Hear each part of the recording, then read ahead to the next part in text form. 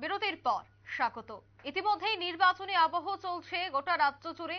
তারই মধ্যে বহুদিন যাবৎ রাজনৈতিক মহলে এক প্রকার চর্চা ছিল যে রাজ্যের প্রাক্তন মুখ্যমন্ত্রী মানিক সরকার তিনি কেন প্রচারে আসছেন না, তিনি কেন প্রচারে ঝাঁপাচ্ছেন না, তা নিয়ে একাধিক প্রশ্ন উঠছিল রাজনৈতিক মহলে।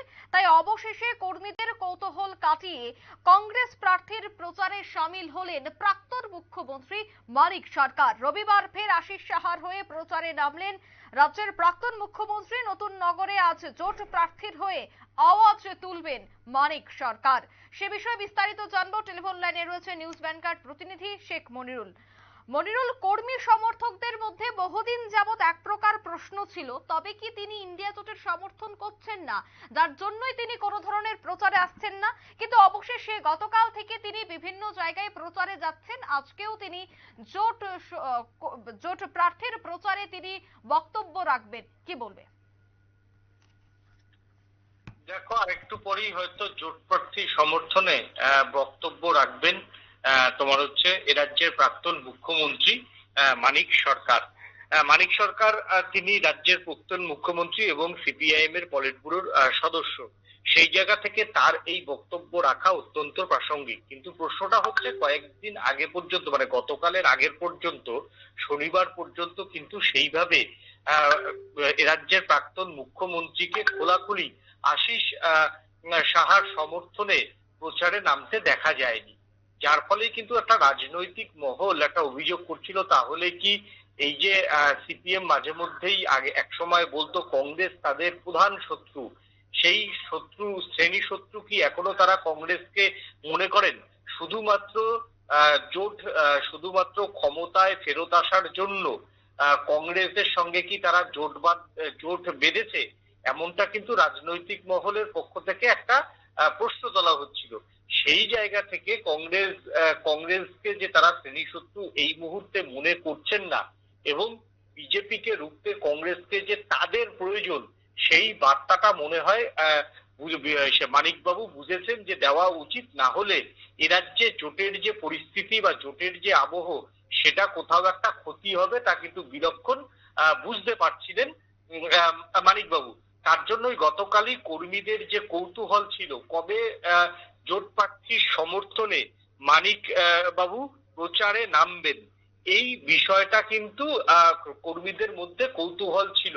এবং এই কানাঘুষো সম্ভবত মানিকবাবু বুঝতে পারেন, প্রাক্তন মুখ্যমন্ত্রী বিচক্ষণ রাজনীতিবিদ, তিনি বুঝতে পারেন যে এই কানাঘুষা কিন্তু ইতিমধ্যেই শুরু হয়েছে এবং সেই কানাঘুষা তার কিন্তু দূর করা উচিত, সেটা তিনি দেরিতে হলেও বুঝতে পেরেছেন এবং গতকালই কিন্তু তিনি প্রচারে নেমেছেন এবং আজকেও তিনি প্রচারে নামছেন। শুধু প্রচারে নামছেন না, আজকেও তিনি তার জনসভা করতে পারেন এবং যেই জনসভাতে তিনি আরো একবার জোট ধর্ম মেনে বিজেপিকে আক্রমণ করে জোট ধর্ম যে আগামী দিনে কেন্দ্র এবং রাজ্য দুই জায়গাতেই অক্ষুণ্ণ থাকবে, তার বার্তা কিন্তু আজকে জোর গলায় দিতে চলেছেন রাজ্যের প্রাক্তন মুখ্যমন্ত্রী মানিক সরকার।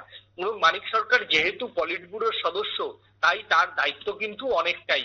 এ রাজ্যের যারা বাম নেতারা তারা অনেকেই গোসা করে বা কংগ্রেসকে এখনো শ্রেণী শত্রু মনে করে তারা নাও যেতে পারেন। কিন্তু যদি মানিকবাবু না যায় বা মানিকবাবু আশিস সাহার হাতে হাত ধরে কাঁধে কাঁধ মিলিয়ে তার জন্য আওয়াজ না তোলে, তাহলে কিন্তু সেটা সর্বভারতীয় ক্ষেত্রে একটা বড় খবর হতে পারে এবং সেই বিরোধীদের কিন্তু এই বিষয়টা হাতিয়ার হতে পারে। সেই বিষয়টা হয়তো দেরিতে হলেও বুঝতে পেরেছেন এবং গতকাল পর্যন্ত যে কংগ্রেস কর্মীরা একটা দোলাচলে ছিলেন, তাহলে কি আশিস বাবুর হয়ে তিনি নামবেন না? এবং গতকাল যেমন নেমেছেন আজকেও নামবেন এবং আজকে হয়তো রাজনৈতিক মহলের যেটা মত, সেটা হচ্ছে রাজ্যের প্রাক্তন মুখ্যমন্ত্রী আরো বেশি করে আশিস সাহার সমর্থনে গলা ফাটাবেন, কারণ এটা একটা তাদের জাতীয় রাজনীতির প্রেক্ষাপটের তাদের কংগ্রেস সম্পর্কে একটা দায় রয়েছে।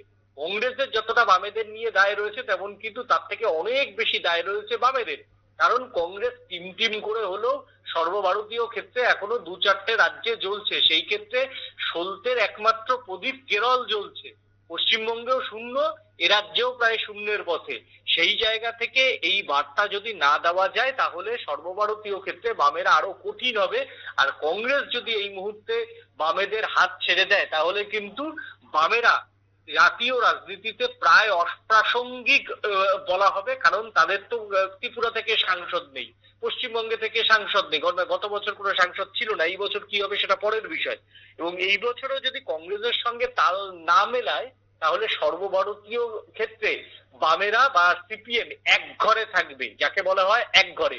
ওই কেরল থেকে দু চারটে সাংসদ নিয়ে তাদের ওই আরজেডি বা এদের যে ছোট ছোট রাজনৈতিক দলগুলি, রিজিওনাল রাজনৈতিক দলগুলির যে পরিহাসের পাত্র তারা হয়, সিপিএম কে সেটা হতে হবে, সিপিএম সেটা বিলক্ষণ বোঝে। তার জন্যই হয়তো মানিকবাবু আজকে কংগ্রেস সম্পর্কে, প্রার্থী সম্পর্কে অনেক বেশি উদার থাকবেন। অতীতের কংগ্রেসের জ্বালা, অতীতের কংগ্রেসের ব্যবহার তিনি সবটাই হয়তো মনের অন্দরে রেখে মুখের থেকে মুখ দিয়ে হয়তো কংগ্রেসের সম্পর্কে তিনি প্রেমের কথাই বলবেন, এমনটাই মনে করছেন রাজনৈতিক মহলের একাংশ। অঙ্কিতা, একদমই ধন্যবাদ নীল। রবিবার ফের আশিস সাহার হয়ে প্রচারে নামলেন রাজ্যের প্রাক্তন মুখ্যমন্ত্রী। আজ তিনি বিভিন্ন জায়গায় প্রচার করবেন। মূলত বহুদিন যাবৎ এক প্রকার কানাঘোষা উঠছিল যে প্রাক্তন মুখ্যমন্ত্রী তবে কি অখুশি এই জোটকে কেন্দ্র করে। একাধিক প্রশ্ন উঠছিল এবং তার প্রভাব যদি ভোট বাক্সে পড়ে। তাই বিন্দু মাত্র সময় নষ্ট না করে কিন্তু এবার মাঠে ময়দানে ঝাঁপিয়ে পড়েছেন প্রাক্তন মুখ্যমন্ত্রী মানিক সরকার। তিনি আজ প্রচারে যাবেন এবং আশিস সাহার সমর্থনে তিনি প্রচারে গিয়ে বক্তব্য রাখবেন বলে এই মুহূর্তে খবর। এই মুহূর্তের সংবাদ এ পর্যন্তই। আমাদের পরবর্তী নিউজ এবং আপডেট দেখার জন্য অবশ্যই চোখ রাখবেন শুধুমাত্র নিউজ ভ্যানগার্ডের পর্দায়। ধন্যবাদ।